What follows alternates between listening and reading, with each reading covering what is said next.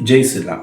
ओम साईराम. मकर संक्रांतीचं आपण आज महत्त्व जाणून घेणार आहोत की मकर राशीमध्ये सूर्याचा जो प्रवेश होतो तो पुण्यकाळ हा मकर संक्रांतीचा असतो. या काळामध्ये उत्तरायण सुरू झालेले असतं. मग या काळामध्ये केलेले दानधर्म हे विशेष पुण्यकारक असतं.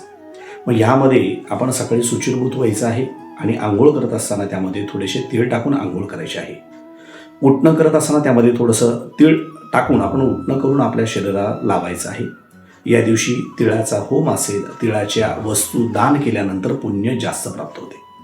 मग यामध्ये आपण ज्या व्यक्तींचं विवाह कार्य होत नाही, त्यामध्ये अडचण येत आहे, ज्यामध्ये स्त्री पुरुष वर्ग असेल, तरुण मुलं असतील, तर अशा व्यक्तींनी काय करायचं आहे, थोडासा गुळ तीळ मिश्रित लाडू घेऊन शंकरापाशी वाहून भगवंतांना प्रार्थना करायची आहे की आमचं विवाह कार्य लवकरात लवकर प्राप्त होऊ द्या.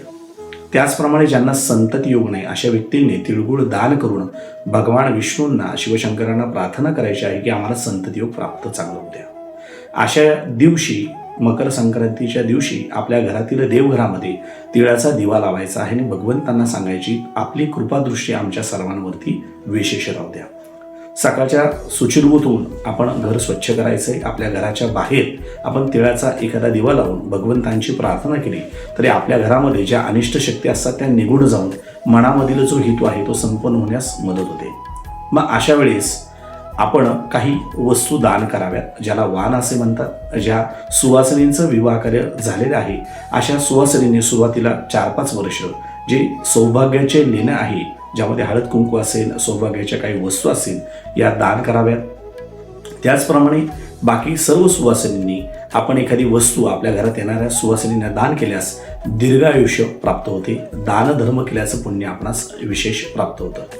अशा दिवशी एखादी तांब्याची वस्तू असेल, त्यामध्ये थोडेसे तिळगुळ घेऊन सच्छील ब्राह्मण असेल, एखादे आपल्यापैकी कोणी चांगल्या व्यक्ती असेल ज्या काही धार्मिक कार्य करतात अशा व्यक्तींना दान केल्यास देवापाशी जर आपण त्या ठेवल्या आणि आपल्या मनातील भाव व्यक्त केला तर तो हेतू नक्कीच परिपूर्ण होतो.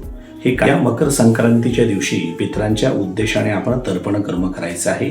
एका पेल्यामध्ये थोडंसं पाणी घ्यायचं, थोडंसं दूध, काळे तीळ त्यामध्ये टाकायचं, किंचित थोडं कुंकू म्हणजे गंध टाकायचे आणि दक्षिणेला तोंड करून तर्पण करायचे. या अनुषंगाने आपले पित्र शांत होऊन पितरांचा आशीर्वादही आपल्याला मिळेल व आपल्या मनातील हेतू देखील अतिशय उत्तम पद्धतीने संपूर्ण होतो. हे काही उपाय आपण या मकर संक्रांतीला करून पहा, म्हणजे आपल्या मनातील हेतू निश्चित परिपूर्ण होईल. तिळगुळ घ्या आणि गोड गोड बोला.